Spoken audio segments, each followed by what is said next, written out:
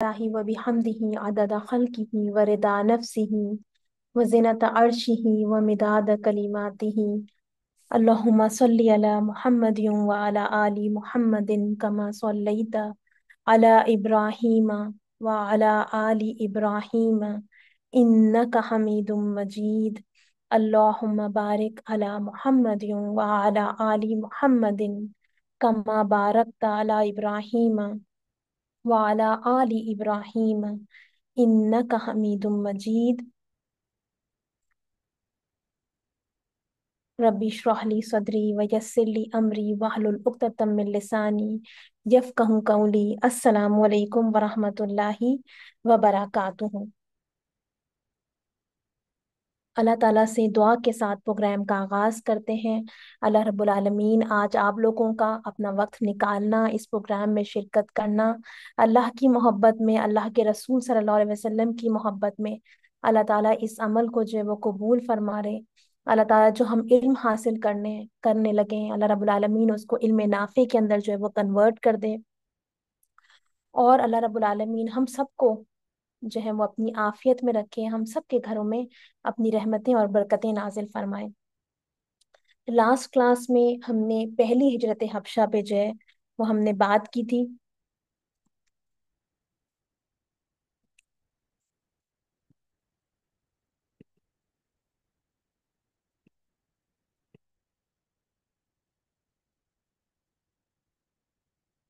دنیا 1400 سال پہلے سے آج بہت بدل چکی ہے، اس لیے ہم میں سے اکثر کے لیے یہ سمجھنا مشکل ہو کہ اس زمانے میں ایک ملک سرزمین سے دوسری جگہ ہجرت کرنا کتنا مشکل اور اپنے اندر کتنے چیلنجز لیے ہوئے تھا۔ ہم جس زمانے میں آج ہیں، اکنامک مائگریشن بہت کامن ہے۔ لوگ بہتر ایجوکیشن کے لیے، جاب کے لیے، اپنے اور اپنے بچوں کے بہتر مستقبل کے لیے بعض اوقات ایک ملک نہیں کئی ملک جو ہیں وہ بدلتے ہیں، لیکن جاہلی مکہ میں اپنا شہر، اپنا قبیلہ چھوڑ کر جانا کوئی معمولی بات نہ تھی۔ It was like uprooting yourself completely. آپ کا اپنے قبیلے، اپنی جگہ کو چھوڑ کر جانے کا مطلب یہ تھا بیسکلی کہ you have cancelled your passport.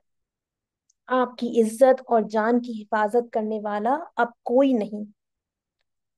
پھر اس زمانے میں کوئی بینک ٹرانسفر نہیں تھا کہ آپ اپنی رقم اپنے شہر سے نئے ملک میں ٹرانسفر کر سکیں، نہ ہی آپ اپنی پراپرٹی کو بیچ کے جا سکتے تھے، کیونکہ اگر آپ ایسا کرتے تو تمام لوگوں کو پتہ چل جاتا کہ آپ شہر چھوڑ کر جو ہیں وہ جا رہے ہیں۔ So you are entering into a strange land, اور آپ دوسروں کے رحم و کرم پر ہیں۔ تو صرف اللہ کے لیے، اپنے ایمان کی حفاظت کے لیے، اپنے دین پر فیلی پریکٹس کرنے کے لیے مسلمانوں کا ہجرت کرنا ایک بہت بڑا اور بہت ہی مشکل سٹیپ تھا۔ اسی لیے ہجرت کی بڑی فضیلت اور بہت اس کا اجر ہے۔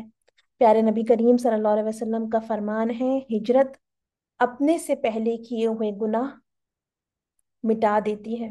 سبحان اللہ۔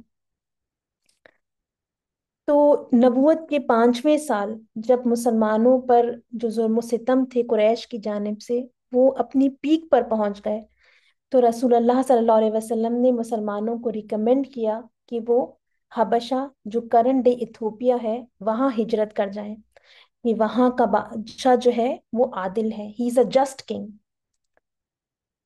اس کی وجہ سے 11 یا 12 مردوں نے اور 5 عورتوں نے حبشہ کی طرف جو ہے وہ ہجرت کی، لیکن ابھی انہیں حبشہ گئے صرف 3 مہینے گزرے تھے کہ ان کے پاس یہ افواہ پہنچی، یہ ریومر پہنچا کہ قریش جو ہیں وہ ایمان لے آئے ہیں۔ یہ خبر پاتے ہی انہوں نے بڑی خوشی خوشی مکہ کی جانب جو ہے وہ اپنے سفر کا آغاز کیا، لیکن جب مکہ کے بالکل قریب پہنچ گئے تو انہیں پتا چلا کہ یہ خبر تو غلط تھی، لیکن اب وہ مکہ کے بہت قریب پہنچ چکے تھے۔ So they decided to stay and return back to مکہ۔ مکہ والوں کو جب پتا چلا کہ مسلمان بڑے امن و چین کے ساتھ جو ہیں وہ حبشہ میں رہ رہے تھے، نجاشی کا رویہ بھی ان کے ساتھ بہت اچھا تھا، تو ان کو جو ہے وہ بڑی آگ لگی۔ اور انہوں نے پہلے سے بھی بڑھ کر مسلمانوں پر ظلم و ستم شروع کر دیے۔ دوسری طرف جو مسلمان پہلی ہجرت حبشہ میں شامل نہیں ہوئے تھے، ان کو جب جو ہے وہ حبشہ کے حالات پتہ چلے کہ مسلمانوں کے ساتھ وہاں پہ کیسے معاملات رہے، تو حبشہ کی صورت میں ان کو ایک پرامن جگہ نظر آئی۔ تو گویا جو فرسٹ بیچ آف مسلم سے جنہوں نے ریٹرن کیا تھا، جو پلٹے تھے، اس میں مسلمانوں کے لیے ایک طرح سے خیر چھپی ہوئی تھی۔ اور ان کا ریٹرن کرنا جو ہے وہ اس بات کا سبب بنا کہ اب سیکنڈ ٹائم جو ہے وہ بلک آف مسلمز جو ہیں، انہوں نے رسول اللہ صلی اللہ علیہ وسلم کی ہدایت پر چند مہینوں کے اندر جو ہے وہ حبشہ کی طرف جو ہے وہ سیکنڈ ٹائم جو ہے وہ ہجرت فرمائی۔ یہاں تک کہ 83 مرد اور 11 عورتیں اور 7 غیر قریشی مسلمان جو ہیں وہ حبش میں جمع ہو گئے۔ اس دفعہ ان کے لیڈر جو ہیں وہ جعفر بن ابی طالب رضی اللہ تعالیٰ عنہ تھے۔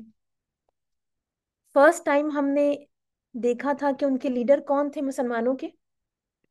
فرسٹ ٹائم مسلمانوں کے لیڈر جو ہیں وہ حضرت عثمان غنی رضی اللہ تعالیٰ عنہ تھے۔ سیکنڈ ٹائم ان کے لیڈر کون ہیں؟ جعفر بن ابی طالب رضی اللہ تعالیٰ عنہ۔ یہ نبی کریم صلی اللہ علیہ وسلم کے ڈائریکٹ کزن تھے اور حضرت علی رضی اللہ تعالیٰ عنہ کے بھائی تھے۔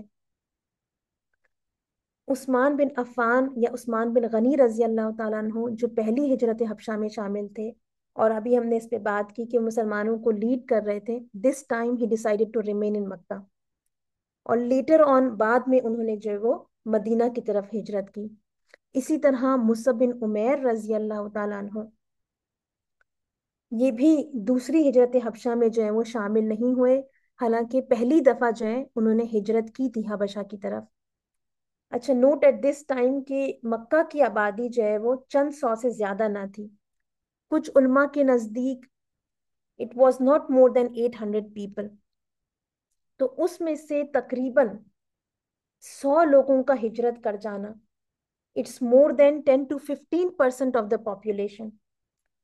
تو اس ہجرت سے مکے کے گھر گھر میں کیا ہوا؟ کوہرام مچ گیا، کیونکہ قریش کے بڑے اور چھوٹے خاندانوں میں سے کوئی ایسا نہ تھا جس کا کوئی فرد ان مہاجرین میں شامل نہ ہو۔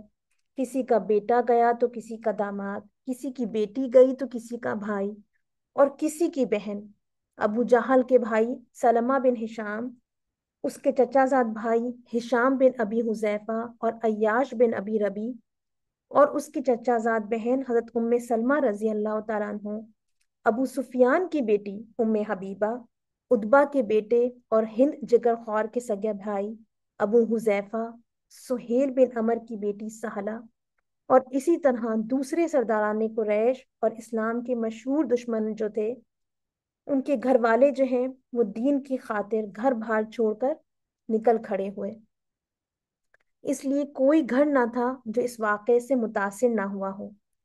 بعض لوگ اس کی وجہ سے اسلام دشمنی میں پہلے سے زیادہ سخت ہو گئے، اور بعض کے دلوں پر اس کا اثر ایسا ہوا کہ آخرکار وہ مسلمان ہو کر رہے۔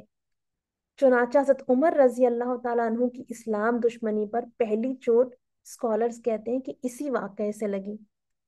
ان کی ایک قریبی رشتہ دار لیلا رضی اللہ تعالیٰ عنہ بنت حتمہ بیان کرتی ہیں کہ میں ہجرت کے لیے اپنا سامان باندھ رہی تھی، اور میرے شوہر عامر رضی اللہ تعالیٰ عنہ بن ربی کسی کام سے باہر گئے ہوئے تھے۔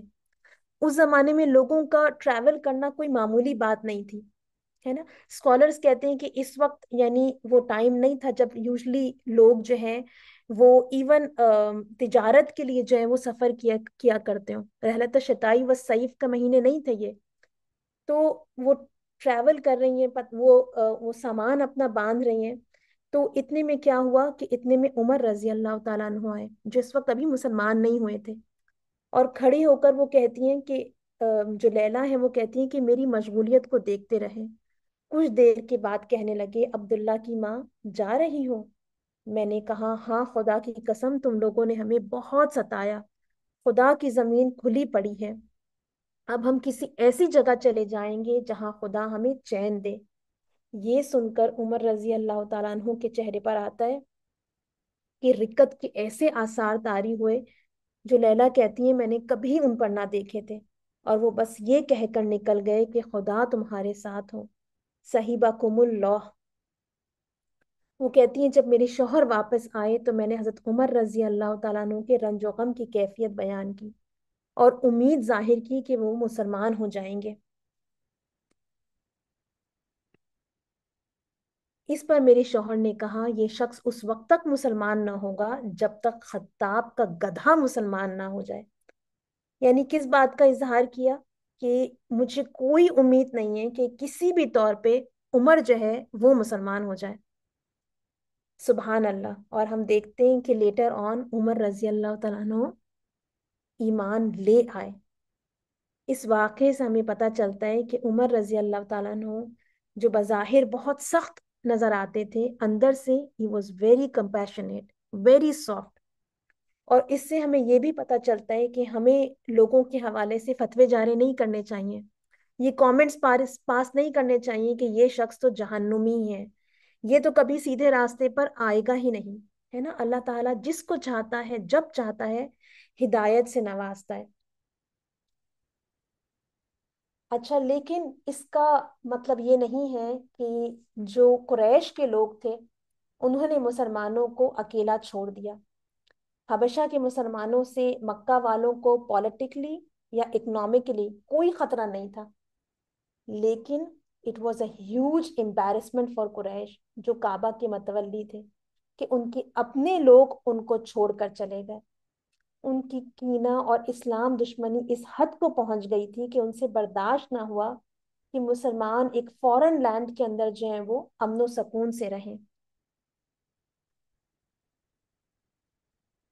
ہجرت کے بعد کیا ہوا کہ جب مسلمانوں نے ہجرت کی حبشہ کی طرف، تو قریش کے جو سردار تھے وہ سب مل بیٹھے اور انہوں نے اپنی ایک میٹنگ بلائی، اور اس میں انہوں نے ڈیسائیڈ کیا کہ عبداللہ بن ابی ربیعہ جو ابو جہل کے ماں جائی بھائی تھے، یعنی ان کی ماں کی طرف سے ان کے بھائی تھے، اور عمر بن عاص جو ہیں جو کہ ایک ڈپلومیٹ تھے اور قریش کے ایک بہت اہم آدمی تھے، ان کے بڑے وائڈ کنیکشنز تھے۔ ان کے بارے میں آتا ہے کہ وہ بہت ٹریول کیا کرتے تھے، اور جو دنیا میں مختلف بادشاہ تھے ان سے ان کے جو ہیں وہ تعلقات تھے، اور ان کے بارے میں آتا ہے کہ ان کے اپنے اور ان کے جو والد تھے ان کے بھی نجاشی سے جو ہیں وہ اچھے تعلقات تھے، دیور آن فرینڈلی ٹرمز۔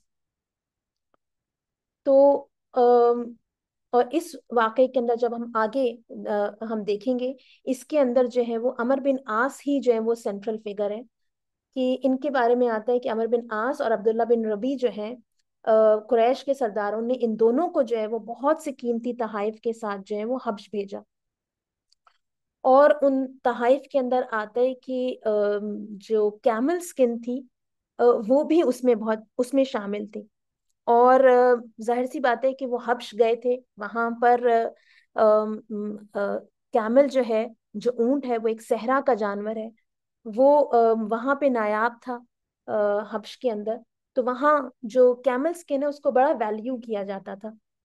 تو یہ دونوں حضرات جو ہیں ان کے ساتھ جو ہے انہوں نے قیمتی تحائف بھیجے، اور اس کے اندر کیمل سکن شامل تھی، اور حبش بھیجا ان لوگوں کو، اور ان کو یہ کہا کہ کسی نہ کسی طرح تم نے نجاشی کو اس بات پر راضی کرنا ہے کہ وہ مہاجرین کو جو ہے وہ مکہ واپس بھیج دیں۔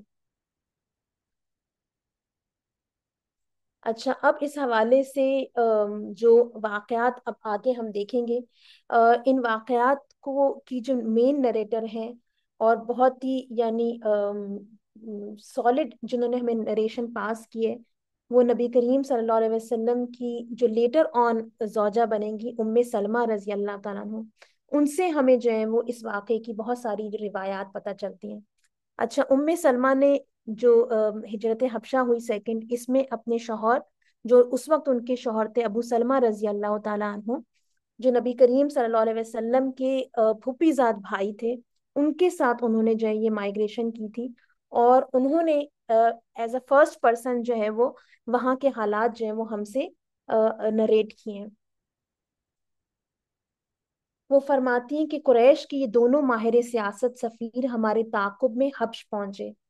پہلے انہوں نے نجاشی کے جو درباری تھے، جو پادری تھے، ان میں خوب تحفے تحائف تقسیم کیے، ان کو ایک طریقے سے آپ دیکھیں اوپن برائبری کری، رشوت دی، اور ان سب کو اس بات پر راضی کیا کہ وہ مہاجرین کو واپس کرنے کے لیے نجاشی پر مل کر جو ہے وہ زور ڈالیں گے۔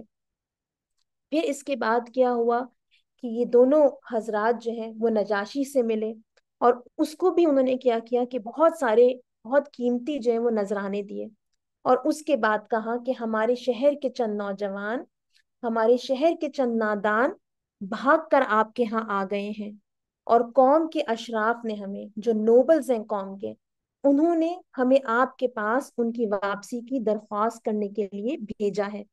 یہ لڑکے ہمارے دین سے نکل گئے ہیں اور آپ کے دین میں بھی داخل نہیں ہوئے ہیں، بلکہ انہوں نے ایک نرالا دین نکال لیا ہے۔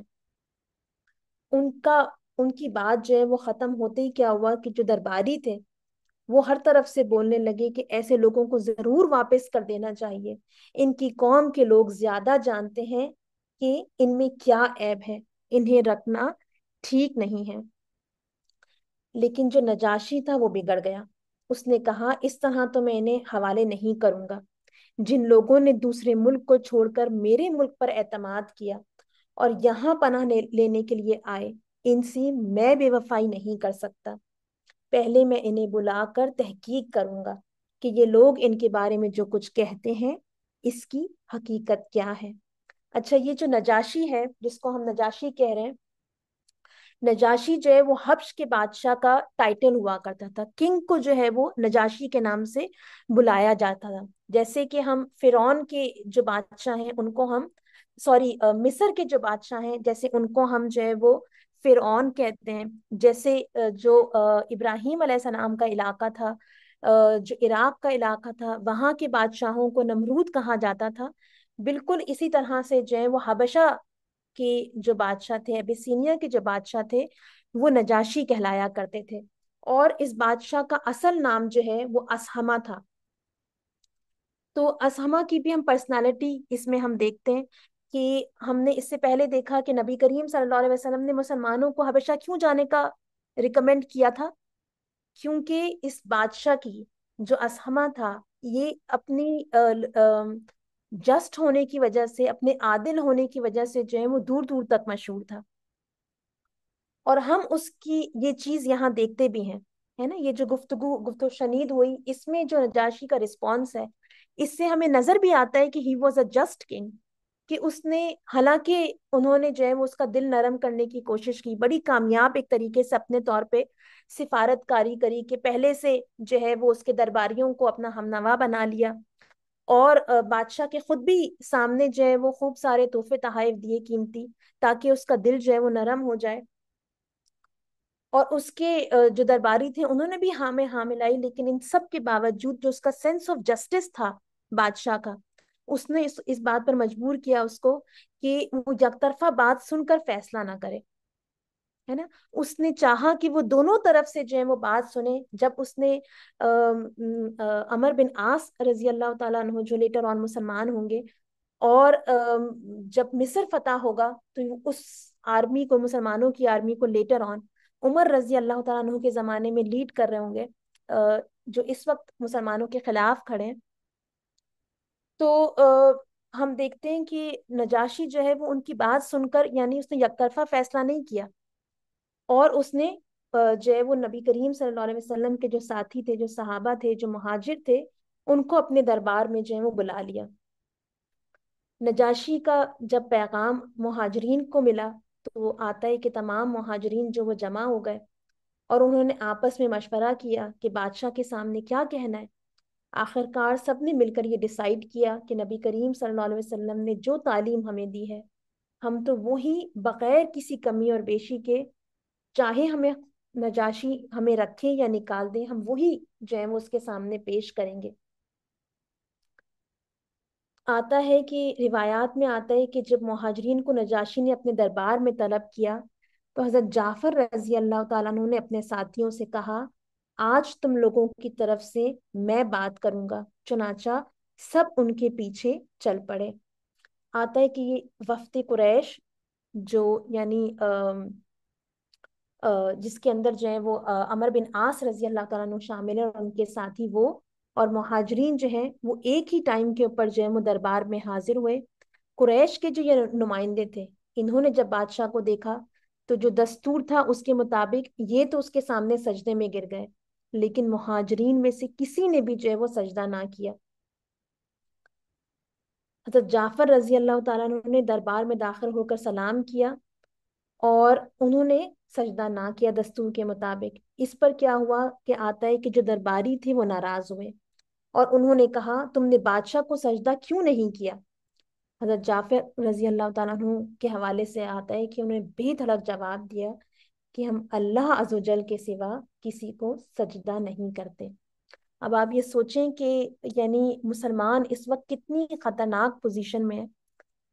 کوئی ان کی بات، کوئی ان کا ایکٹ جو نجاشی کو، بادشاہ کو جو ہے وقت کے، وہ ناراض کر دے، ان کے وہاں سے نکلنے کا سبب بن سکتا ہے، لیکن وہ اپنے پرنسپلز کے اوپر جو ہے وہ سٹینڈ کرتے ہیں اور اس کے لیے جو ہے وہ سٹینڈ لیتے ہیں۔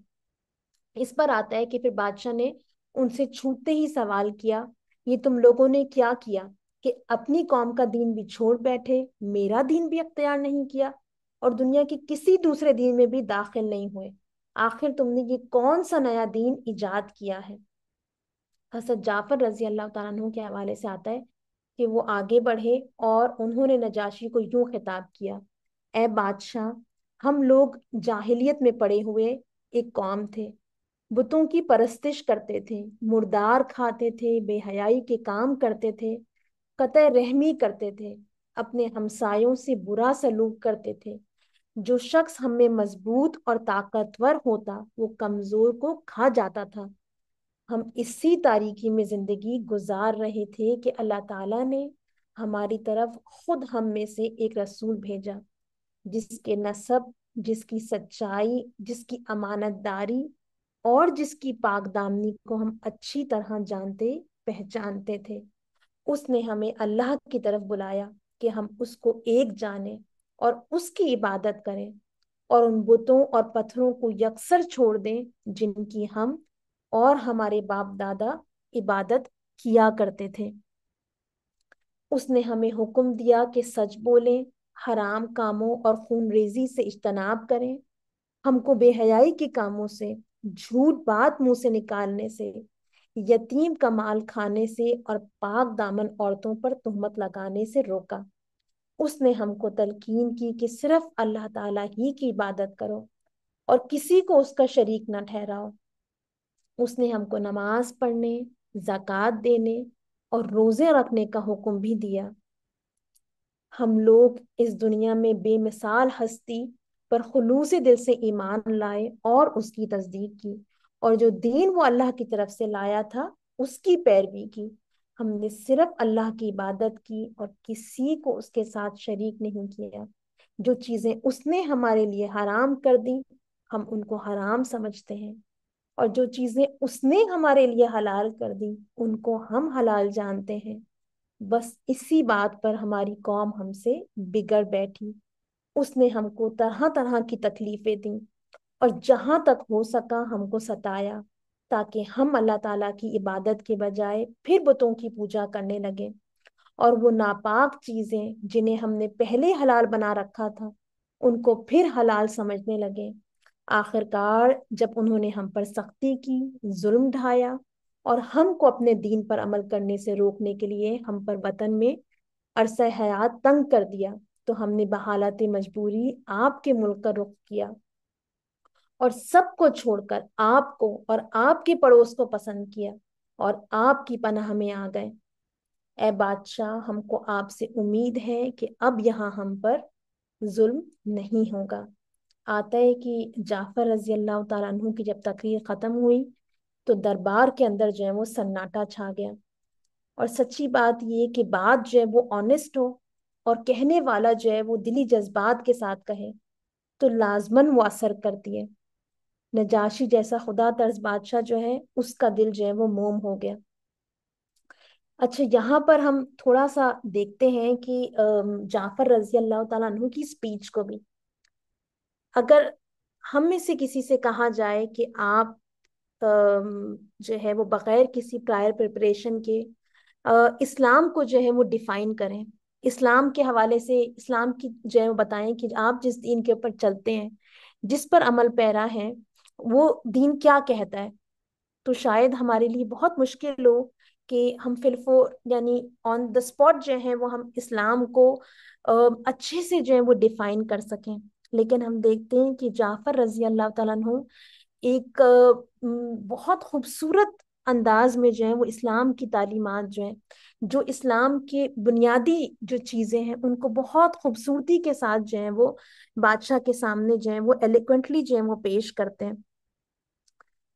हम देखते हैं कि जो जाफर रजी अल्लाह ताला अन्हु हैं, वो जब अपनी स्पीच का आगाज करते हैं तो अपने इंट्रो के अंदर वो बादशाह के सामने बताते हैं कि हम किस केओटिक सिचुएशन में थे। वो अपनी जो बैकग्राउंड है अपनी सिचुएशन का वो उसके सामने रखते हैं। फिर वो नबी करीम सल्लल्लाहु अलैहि वसल्लम की ट्रस्ट वर्दीनेस को, उनकी क्रेडिबिलिटी को जो है वो उसके सामने मेंशन करते हैं। उनके अच्छे कैरेक्टर को जो है वो उसके उनके सामने रखते हैं। फिर हम देखते हैं कि जो जाफर रजी अल्लाह ताला अन्हु है, वो इस्लाम का जो तौहीद का अकीदा है और जो इस्लाम की इखलाकी तालीमात हैं वो जो है वो नजाशी के सामने रखते हैं। तो एक बहुत ही कंसाइज स्पीच थी, लेकिन एक बहुत ही पावरफुल स्पीच जो है वो जाफर रजी अल्लाह ताला अन्हु ने जो है वो नजाशी के जो है वो सामने रखी। और अगर आप इस स्पीच को देखें तो इसमें जितनी बातें जो है वो जाफर रजी अल्लाह ताला अन्हु ने की, जो इस्लाम की तालीमात उन्होंने बताई, कि इस्लाम जो है वो हमें जो जो अच्छी इखलाकी बातें करने को कहता है, इनमें से कोई ऐसी चीज नहीं है जो कोई एक सलीमुल फितरत शख्स जो है उससे उसको इनकार हो, जो इस बात को जो है वो डिनाई करे। तो ब्रीफ उन्होंने स्पीच की और पॉइंट टू द पॉइंट उन्होंने स्पीच की। और हम ये देखते हैं कि यानी आखिर में जो उन्होंने बात की बादशाह के सामने, कि जो है कि हमें जो है वो परसिक्यूट किया जा रहा था मक्का के अंदर, हम पर जुल्म सितम आ रहा था और हमने आपके मुल्क में जो है वो पनाह ली है। तमाम यानी बादशाहों को, तमाम मुल्कों को छोड़कर हमने आपकी पनाह ली है। यकीनन इसने भी जो है वो नजाशी का दिल जो है वो नरम किया होगा, क्योंकि नजाशी जो है वो एक क्रिश्चियन किंग है। और नजाशी के बारे में आता है कि वो एक रिलीजियस पर्सन था, वो अपने दीन का अच्छा खासा इल्म रखता था। और हम जानते हैं कि जो ईसा अलैहिस्सलाम के जो फॉलोअर्स थे, ईसा अलैहिस्सलाम के बाद जो है उनको बहुत बुरी तरह से जो है वो परसिक्यूट किया गया, बहुत बुरी तरह से जो है वो जुल्म सितम का जो है वो निशाना बनाया गया। जो असहाबे कहफ की जो कहानी है ना, उसके हवाले से भी एक ग्रुप ऑफ स्कॉलर्स ये कहते हैं कि वो लोग जो कि जिन्होंने अब गार के अंदर, सूरह कहफ में जिनका वाक़या आता है, जिन्होंने गार में पनाह ली, तो उनके हवाले से भी आता है कि दे वर क्रिश्चियंस। तो यकीनन इस चीज ने भी जो है वो यकीनन नजाशी का जो है वो दिल नरम किया होगा। और इसी वजह से फिर हम देखते हैं कि नजाशी का दिल नरम हुआ और उसने जो है वो जाफर रजी अल्लाह तआला अन्हु से पूछा, क्या इस कलाम का कोई हिस्सा तुम्हें याद है जो तुम कहते हो कि तुम्हारे नबी पर अल्लाह की तरफ से नाजिल हुआ है। तो यकीनन जो है वो उनकी स्पीच जो है वो इफेक्टिव रही होगी, जिसकी बिना के ऊपर नजाशी ने मजीद जो है वो उनसे जानने के बारे में कहा कि मुझे मजीद बताइए अपने दीन के हवाले से, मुझे कुछ सुनाइए अपने जिस किताब पर आप ईमान लाए हैं उसके हवाले से। अच्छा, अब हम देखते हैं कि इस मौके के ऊपर जो है वो हज़रत जाफर रजी अल्लाह तआला अन्हु ने सूरह मरियम का जो इब्तदाई हिस्सा है, जो हज़रत याह्या अलैहिस्सलाम और ईसा अलैहिस्सलाम से मुताल्लिक है, उसको जो है वो पढ़ना शुरू किया। अब नाउ हिज चॉइस ऑफ सूरा भी जो है वो हम देखते हैं कि बड़ी यानी इम्पोर्टेंट है, कि वो कुरान का उन्होंने कोई सा भी हिस्सा जो है वो निकाल कर नहीं पढ़ना शुरू किया, बल्कि एक ऐसी आयत जो है उन्होंने यानी उनको चूज किया जिसमें जो है वो याह्या अलैहिस्सलाम और ईसा अलैहिस्सलाम का जिक्र है, और जिसके हवाले से यकीनन क्रिश्चियंस भी जो है वो मुसलमानों के साथ एग्री करते हैं। तो आता है कि जब बादशाह ने जो है वो सूरह मरियम की इब्तदाई चंद आयत ही सुनी थी, तो बादशाह के ऊपर जो है वो रिक्कत तारी हो गई और वो इस कदर रोया कि उसकी दाढ़ी तर हो गई। आता है कि उसके पादरी भी इतना रोए कि उनके सामने जो सहीफे थे वो भी तर हो गए। इस वक्त बादशाह की जबान से बेसाख्ता ये अल्फाज निकले, खुदा की कसम, ये कलाम और जो कलाम हजरत ईसा अलैहिस्सलाम लेकर आए थे, दोनों एक ही सरचश्मे से निकले हैं। मैं तुम्हें इन लोगों के हवाले हरगिज ना करूंगा। इसके बाद उसने कुरैश के सफीरों से मुखातिब होकर कहा, तुम लोग वापस जाओ, खुदा की कसम ये कभी नहीं हो सकता कि मैं इन लोगों को तुम्हारे हवाले कर दूं। कुरैश के सफीर जो थे, जो नजाशी के दरबार में जिनको नाकामी हुई, उनके गुरूर को, उनके तकब्बुर को बड़ा सख्त धचका लगा, लेकिन वो मायूस नहीं हुए और उन्होंने महाजरीन के ऊपर एक और वार करने की ठानी। अमर बिन आस ने अपने साथी से कहा, खुदा की कसम, मैं कल एक ऐसी बात नजाशी को बताऊंगा जो इन लोगों को बर्बाद कर डालेगी। उनकी बात सुनकर जो उनका साथी था, अब्दुल्ला बिन उबई रबिया के दिल जो है वो मुहाजिरीन के लिए जो है वो नरम हुआ और उसने कहा, अमर जाने दो, ये लोग हमारे मुखालिफ ही सही, लेकिन फिर भी हमारा इनसे खून बरादरी का ताल्लुक है और वो हम पर कुछ हक रखते हैं। लेकिन आप खुदा की शान देखें कि वही अमर बिन आस जो हमने बात की कि बाद में इस्लाम के एक बड़े जो है वो लीडर बनेंगे, इस वक्त जो है वो अपने हम वतन मुसलमानों की मुखालफत में इस हद तक बढ़ गए कि उन्होंने अब्दुल्ला बिन अबी रबी की बात फौरन रद्द कर दी और कहा, वल्लाह, मैं कल नजाशी को जरूर बताऊंगा कि ये लोग ईसा इब्ने मरियम को महज बंदा खुदा करार देते हैं। चुनाचा दूसरे दिन वो सुबह ही सुबह नजाशी के पास पहुंचे और उससे कहा, जापाना, ये लोग आपके पैगंबर ईसा अलैहिस्सलाम इब्ने मरियम के बारे में एक बहुत ही बुरी बात कहते हैं। आप जरा इनको बुलाकर ये तो पूछिए कि वो ईसा इब्ने मरियम को क्या समझते हैं। ये लोग उनके मुतालिक एक बड़ी बात कहते हैं। आता है कि नजाशी ने फिर मुहाजिरीन को बुला भेजा। महाजरीन को पहले से अमर की चाल का जो है वो इल्म हो चुका था इस मौके पर, और उन्होंने जमा होकर फिर मशवरा किया कि अगर नजाशी ने ईसा अलैहिस्सलाम के बारे में सवाल किया तो क्या जवाब देंगे।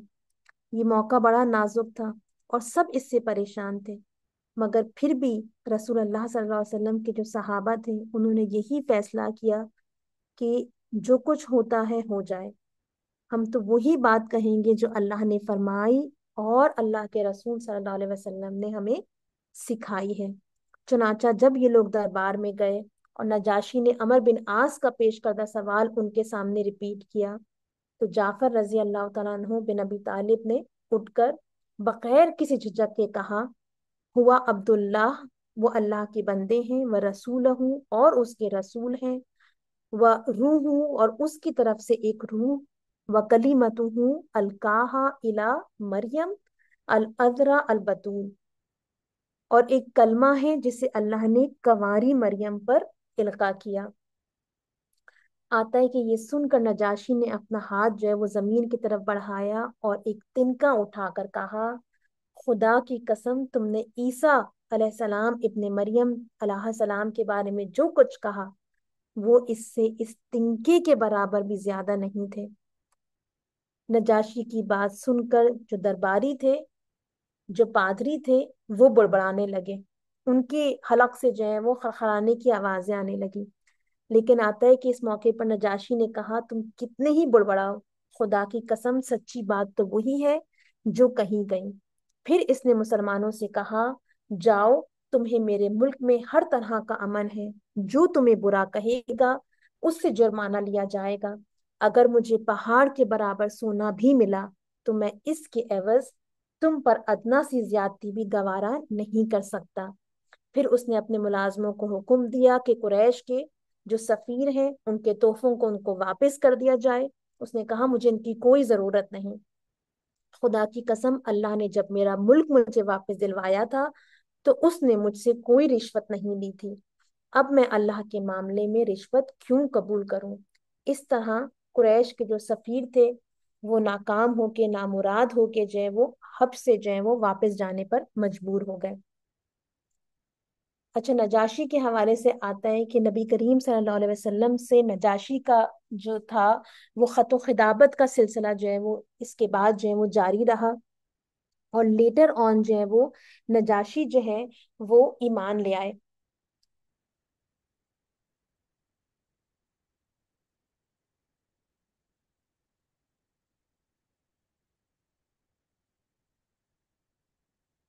एक रिवायत में यह आता है कि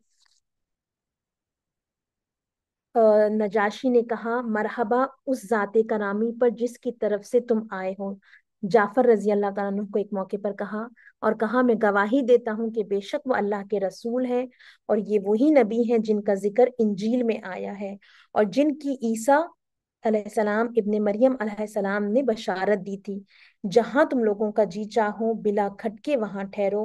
खुदा की कसम, अगर मैं इस हुकूमत के जंजाल में ना फंसा होता तो मैं उन यानी नबी करीम सल्लल्लाहु अलैहि वसल्लम की खिदमत में हाजिर होता और उनकी जूतियां उठाने की सआदत हासिल करता।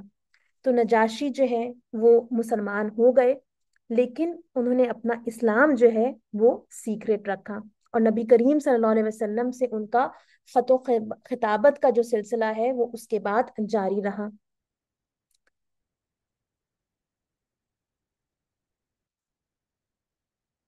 अच्छा, इसके बाद हम एक और हिजरत के हवाले से जो है वो हम एक इम्पोर्टेंट जो है वो इवेंट और हम डिस्कस करते हैं। और वो इम्पोर्टेंट इवेंट है अबू बकर सिद्दीक रजी अल्लाह तआला अन्हु का अ, हबशा के हवाले से हिजरत करने का इरादा करना। जब जो है ये जो सफ़ीर जो मक्का से आए थे इनको नाकामी हुई और ये वापस लौटे, तो जो मुशरिकीन थे उनके गम और गुस्से में जो है वो मजीद इजाफा हुआ। और जो थोड़े से मुसलमान अब मक्का में बाकी रह गए थे उन्होंने उनके ऊपर पहले से भी बढ़कर आता है कि जुल्म सितम जो है वो ढाना शुरू कर दिए। यहाँ तक कि हज़रत अबू बकर सिद्दीक रजी अल्लाह तआला अन्हु, जो कि एक नोबल खानदान से ताल्लुक रखते थे, जिनकी बड़ी इज्जत की जाती थी, आ, उन्होंने नबी करीम सल्लल्लाहु अलैहि वसल्लम से ये दरख्वास्त की कि नबी करीम सल्लल्लाहु अलैहि वसल्लम, आप मुझे जो है वो हबशा की तरफ जो है वो हिजरत करने की इजाजत दे दें, और मैं वहां जाकर जो मुहाजिर भाई हैं अपने उनसे जो है वो जाकर मैं उनके साथ रहूं। अच्छा, हम जानते हैं कि नबी करीम सल्लल्लाहु अलैहि वसल्लम के अबू बकर सिद्दीक रजी अल्लाह तआला अन्हु ना सिर्फ के सहाबी थे, बल्कि उनके तबलीग में जो है वो नबी करीम सल्लल्लाहु अलैहि वसल्लम के राइट हैंड थे, और नबी करीम सल्लल्लाहु अलैहि वसल्लम से बहुत करीब थे। लेकिन जिस तरह का मक्का का उस वक्त माहौल था और जितना जुल्म सितम किया जा रहा था मुसलमानों पर, तो नबी करीम सल्लल्लाहु अलैहि वसल्लम ने हज़रत अबू बकर सिद्दीक रजी अल्लाह तआला अन्हु को हिजरत करने की जो है वो परमिशन दे दी। चुनाचा वो अल्लाह का नाम लेकर हबशा जाने का अज़म करके मक्का मुअज़्ज़मा से जो है वो निकल खड़े हुए। उम्मुल मोमिनीन हजरत आयशा सिद्दीका, जो कि हजरत बकर सिद्दीक रजी अल्लाह तआला अन्हु की बेटी हैं, उन्होंने उनकी हिजरत का वाक़या जो है, जो उन्होंने इरादा किया था हबशा हिजरत करने का, उस वो वाक़या जो है वो बुखारी में जो है वो उनका आता है। तो वो कहती हैं कि जब मेरे वालिद जो हैं वो बरकुल गिमात के मकाम पर पहुंचे, जो कि मक्का से जब आप ट्रैवल करना शुरू करें टूवर्ड्स यमन तो रास्ते में आता है, तो जब वो उस मकाम पर पहुंचे जो मक्का से बजाने यमन 5 दिन की राह पर है, तो रईस कारा इब्न दगना, उससे उनकी मुलाकात हुई। जब वो उससे मिले तो जो इस जमाने में अहाबीश के सरदार थे, 3 कबीले थे, और अहाबीश के नाम से उन्होंने एक आपस में पैक्ट किया हुआ था, और इब्न दगना जो है वो उनके सरदार थे। तो इब्न दगना ने जो है वो अबू बकर सिद्दीक रजी अल्लाह तआला अन्हु से पूछा, अबू बकर किधर का इरादा है? हज़रत अबू बकर सिद्दीक रजी अल्लाह तआला अन्हु ने जवाब दिया, मेरी कौम ने मुझे निकाल दिया है, सख्त अजियतें दी हैं, मक्का की सरजमीन अपनी फराखी के बावजूद मुझ पर तंग कर दी है, चाहता हूं कि कहीं अलग जाकर याद इलाही में मशगूल रहूं। इब्न दगना ने उनसे कहा, क्यों अबू बकर, तुम जैसा आदमी न निकल सकता है और न निकाला जा सकता है। खुदा की कसम, तुम तो माशरे की जीनत हो, मेहमानों की खातिर तवाज़ा करते हो, सिला रहमी करते हो, यतीमों और बेवाओं की दस्तगीरी और कफालत करते हो, मुसीबत जदों की मदद करते हो, गरीबों को कमा कर देते हो, नेक कामों में बढ़ चढ़ कर हिस्सा लेते हो। वापस चलो, मैं तुम्हें अपनी पनाह में लेता हूँ, अपने शहरी में अपने रब की इबादत करो। तो हमें नजर आता है इस उसके बयान से कि वो अबू बकर सिद्दीक रजी अल्लाह तआला अन्हु को क्या समझता था कि वो एक एसेट है अपनी कौम का। और उसने इस बिना पर जो है उनके अखलाक की वजह से, उनके किरदार की वजह से कहा कि मैं आपको अपनी पनाह में लेता हूँ और आप मेरे साथ जो है वो अपने शहर वापस चलें। आता है कि वो हजरत अबू बकर सिद्दीक रजी अल्लाह तआला अन्हु को साथ लेकर जो है वो मक्का आया, और कुरैश के जो सरदार थे उनसे फर्दन फर्दन वो मिला और कहा कि तुम पर अफसोस है कि एक ऐसे शरीफ और नेकदिल इंसान को शहर से निकालते हो जो इंतहा दर्जे का मेहमान नवाज और बेकसों और कमजोरों का जो है वो मलजा और मावा है, मुसीबत में लोगों के काम आता है और रिश्तेदारों की मदद करता है। ऐसा आदमी यहाँ से नहीं निकल सकता और नहीं निकाला जा सकता। अच्छा, अगर आप इब्ने दगना ने जो क्वालिटीज अबू बकर सिद्दीक रजी अल्लाह तआला अन्हु की बयान की हैं, उनको आप थोड़ा सा एनालाइज करें तो अ, ये क्वालिटीज आपको किससे मिलती हुई जो है वो लगती हैं, है ना? बहुत सिमिलर लगती हैं उन क्वालिटीज से जो हजरत खतीजा रजी अल्लाह तआला अन्हु ने नबी करीम सल्लल्लाहु अलैहि वसल्लम के हवाले से कही थी। जब नबी करीम सल्लल्लाहु अलैहि वसल्लम गारे हिरा से आए थे और नबी करीम सल्लल्लाहु अलैहि वसल्लम परेशान थे कि उनके साथ क्या मामला हुआ है, तो उस वक्त जो हजरत खतीजा रजी अल्लाह तआला अन्हा ने नबी करीम सल्लल्लाहु अलैहि वसल्लम को तसल्ली दी थी, तो किन अल्फाज में तसल्ली दी थी? कुछ इन्हीं अल्फाज, इसी किस्म के सिमिलर क्वालिटीज जो है वो नबी करीम सल्लल्लाहु अलैहि वसल्लम की गिनवाई थी। तो हम देखते हैं कि फ्रेंडशिप्स जो है वो कैसे लोगों के दरमियान होती हैं, जिन लोगों से आपका जहन मिलता है, जिनसे आपका दिल मिलता है, जिनसे आपके ख्यालात मिलते हैं। तो अबू बकर सिद्दीक रजी अल्लाह तआला अन्हु नबी करीम सल्लल्लाहु अलैहि वसल्लम से अपने कैरेक्टर में कितने जो है वो करीब हमें नजर आते हैं। अच्छा, फिर आता है कि अबू बकर सिद्दीक रजी अल्लाह तआला अन्हु जो है इसके बाद आता है इब्ने असहाब की रिवायत में आता है कि इब्न दगना ने मक्का पहुंचकर ऐलान किया कि मैंने अबू कहाफा के बेटे को पनाह दी है, अब कोई उनके साथ भलाई के सिवा कोई और सलूक ना करे।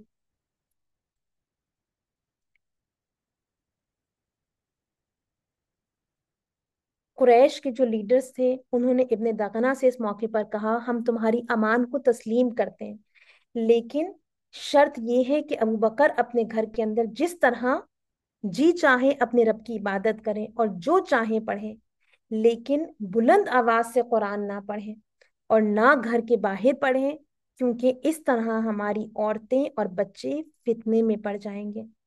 है ना? हमें कैसे पता चलता है कि वो कुरान से कितना डरते थे कि कहीं कुरान की आवाज जो है वो, खास तौर पे देखिए हम यहाँ देखते हैं औरतें और बच्चों के हवाले से जिक्र है। ज्यादा दिल किसका नरम होता है, मर्दों का या औरतों का? औरतें निस्बतन जो है वो ज्यादा नरम दिल होती हैं। और अगर आज भी आप देखें तो आप एनालाइज करें कि कौन लोग सबसे ज्यादा दुनिया के अंदर मुसलमान हो रहे हैं, कौन जो है वो सबकत कर रहे हैं, तो उसमें खवातीन जो है वो सर फहरिस्त हैं, सबसे आगे हैं। आज भी दुनिया के अंदर जो है वो रिवर्ट्स के अंदर जो मर्दों से सबकत करने वाली हैं वो खवातीन हैं।